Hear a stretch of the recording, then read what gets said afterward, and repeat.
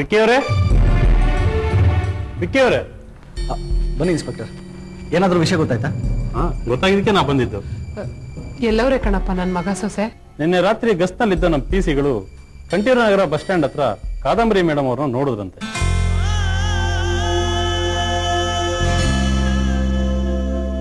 ಯಾರೋ ಇಬ್ರು ಪೋಲಿಗಳು ಅವ್ರನ್ನ ಚುಡಾಯಿಸ್ತಾ ಇದ್ರಂತೆ. ನಮ್ಮ PC ಗಳಲ್ಲಿ ಹೋದ ತಕ್ಷಣ ಅವ್ರು ಓಡೋಗಿದ್ದಾರೆ. ಇಷ್ಟೊತ್ತಿನಲ್ಲಿ ಇಲ್ಲಿ ಇರಬಾರ್ದಮ್ಮ ಅಂತ ಹೇಳಿ ಮುಂದಕ್ಕೆ ಹೋಗಿದ್ದಾರೆ. ಇವ್ರಿಗೆ ಕಾದಂಬರಿ ಮೇಡಮ್ ತರ ಇದಾರಲ್ಲ ಅಂತ ಅನುಮಾನ ಬಂದಿದ್ದು. ಹಿಂದೆ ತಿರುಗಿ ನೋಡಿದಾಗ ಅವರಲ್ಲಿ ಇರ್ಲಿಲ್ವಂತೆ. ಇನ್ಸ್ಪೆಕ್ಟರ್, ನಮ್ಮ ಅಣ್ಣನೂ ಇಲ್ಲೇ ಇದ್ದಾರೆ, ನಮ್ಮ ಅತ್ತಿಗೆನೂ ಇದೇ ಊರಲ್ಲಿದ್ದಾರೆ. ಆದ್ರೆ ಇಬ್ರು ಮನೆಗೂ ಬರ್ತಿಲ್ಲ. ನಮ್ಮ ಅತ್ತಿಗೆ ಡಿಪಾರ್ಟ್ಮೆಂಟ್ ಅವ್ರನ್ನೂ ಕಾಂಟ್ಯಾಕ್ಟ್ ಮಾಡ್ತಿಲ್ಲ. ನಮ್ಮಣ್ಣ ಮಕ್ಕಳನ್ನ ನೋಡಿದ್ರೆ ನೀವ್ ಯಾರು ಅಂತ ಕೇಳಿದಾನೆ. ಇದನ್ನೆಲ್ಲ ನೋಡ್ತಾ ಇದ್ರೆ ಒಂದ್ ರೀತಿ ಗೊಂದಲ ಅನಿಸ್ತಾ ಇದೆ. ಯೋಚನೆ ಮಾಡಬೇಡಿ ವಿಕ್ಕಿ ಅವ್ರೆ, ಸಿಕ್ಕೇ ಸಿಗ್ತಾರೆ. ಕಾದಂಬರಿ ಮೇಡಮ್ ಅವ್ರದ್ದು ವಿನಯ್ ಅವ್ರದ್ದು ಪೋಸ್ಟ್ ಅನ್ಸೋದು ಬೇಡ ಅಂದ್ರಲ್ಲ, ಹಾಗಾಗಿ ಡಿಲೇ ಆಗ್ತಾ ಇದೆ. ಅದ್ರ ಪರಿಣಾಮ ಏನಾಗುತ್ತೆ ಅಂತ ಹೇಳಿದ್ನಲ್ಲ ಇನ್ಸ್ಪೆಕ್ಟರ್. ಸರಿ, ಅವ್ರು ಇಲ್ಲೇ ಇದ್ದಾರೆ ಅಂತ ಗೊತ್ತಾಗಿದ್ದಿಲ್ಲ, ನಾವಿನ್ನು ಅಲರ್ಟ್ ಆಗಿರ್ತೀವಿ. ನೀವೇನು ಯೋಚನೆ ಮಾಡಬೇಡಿ, ನಾನು ಬರ್ತೇನೆ. Okay inspector. ವಿಕ್ಕಿ, ನಿಮ್ಮ ಅಣ್ಣನ ಹಾಗೆ ನಿಮ್ಮ ಒತ್ತಿನ ಇದೇ ಊರಲ್ಲಿ ಇದ್ಕೊಂಡು ಮನೆಗೂ ಬರಲಿಲ್ಲ, ಒಂದು ಫೋನು ಬರಲಿಲ್ಲ. ಯಾಕೆ ತರ ಮುಖ ಬಿಚ್ಕೊಂಡು ಓಡಾಡ್ತಾ ಇದ್ದಾರೆ? ಅವ್ರ ಮುಖ ಒಂದ್ಸಲ ನೋಡಿದ್ರೆ ಸಾಕು ಅಂತ. ಸದ್ಯ ಅಣ್ಣ ಇಲ್ಲೇ ಇದ್ದಾನೆ ಅಂತ ಗೊತ್ತಾಗಿದ್ದ ವಿಷಯದ ಹಿಂದೆನೆ ಅದಕ್ಕೇನು ಇಲ್ಲೇ ಇದ್ದಾರೆ ಅನ್ನೋ ವಿಷಯ ಗೊತ್ತಾಯ್ತಲ್ಲ, ಅಷ್ಟು ಸಾಕು.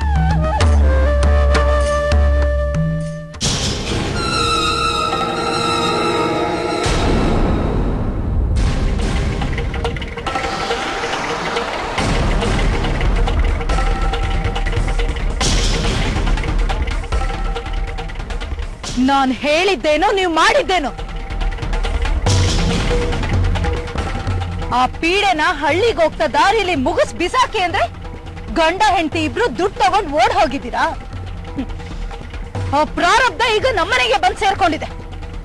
ಅಯ್ಯೋ ದೇವ್ರೆ, ಪಾಪದ ಹುಡುಗಿ ಹೋಗಿ ಹೋಗಿ ಮಸ್ತೆ ಬಾಯಿನಲ್ಲಿ ತಲೆ ಇಟ್ಬಿಟ್ಟಿದ್ಯಲ್ಲಪ್ಪ. ಏನಂದ್ರೆ ನನ್ನ ಎಂಜಲ್ ತಿಂದು ನನಗೆ ಅಂತೀಯಾ? ನನ್ನ ವಿಷಯ ಇನ್ನೂ ನಿನಗೆ ಗೊತ್ತಿಲ್ಲ.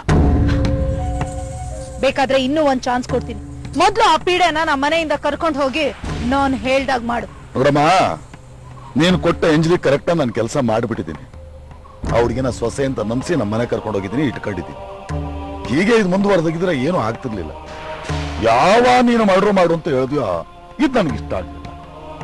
ನಂದ ಕಸಬು ಅಲ್ಲ, ನಾನಂತ ಕಟ್ಕೊಂಡು ಅಲ್ಲ. ಏನೋ ಚಿಲ್ಲರೆ ಪಲ್ರೆ ಕಾಸಿ ಕೈಯೊಡ್ಡಿ ಒಡ್ಡಿ ಸಾಕಾಗೋಗ್ಬಿಟ್ಟಿತ್ತು ನನಗೂ.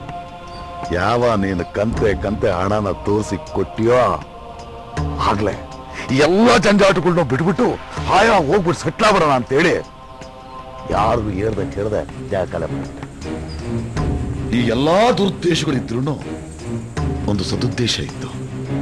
ಏನಪ್ಪಾ ಅಂದ್ರೆ, ನಾವೇ ಇಲ್ಲ ಅಂದ್ಮೇಲೆ ಪಾಪ ಹುಡುಗಿ ಎಲ್ಲೋ ಒಂದ್ ಕಡೆ ಹೇಗೋ ಸುಖವಾಗಿದ್ದು ಬಿಡ್ಲಿ ಅಂತ.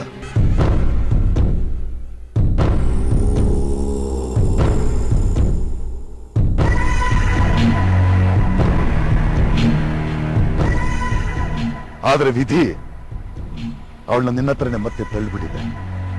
ಹೇಗೋ ನಿನ್ನ ಹತ್ರನೇ ಇದ್ದಾಳಲ್ಲ, ಕೊಂದ್ಬಿಡು ನೀನೆ. ಏಯ್, ಅವಳಿಗೆ ಏನ್ ಮಾಡ್ಬೇಕು ಅಂತ ನನಗ್ ಚೆನ್ನಾಗ್ ಗೊತ್ತು. ನಿನ್ ಕೈಲಾಗಲ್ಲ ತಾನೆ. ನಾನ್ ಕೊಟ್ಟ ಹಣನ ವಾಪಸ್ ಕೊಡು. ಇಲ್ಲ, ನಾನು ಅದನ್ನ ಕೊಡೋದಿಲ್ಲ. ನೀನು ನನ್ನ ನಿಮ್ಮನೆ ಕರ್ಕೊಂಡು ಹೋಗು. ಆ ಹುಡುಗಿನ ನನ್ನ ಎದುರು ನಿಲ್ಸು, ನಾನೆಲ್ಲ ಕಥೆನೂ ಹೇಳ್ತೀನಿ. ಆಮೇಲೆ ನಿನ್ನ ಹಣ ಕೊಡ್ತೀನಿ. ಫೋನ್ ಮಾಡು, ನಾನೆಲ್ಲೂ ಓಡೋಗೋದಿಲ್ಲ. ಕರೆದು ಕೂಡ್ಲೇ ಬರ್ತೀನಿ. ಬರ್ಲಾ?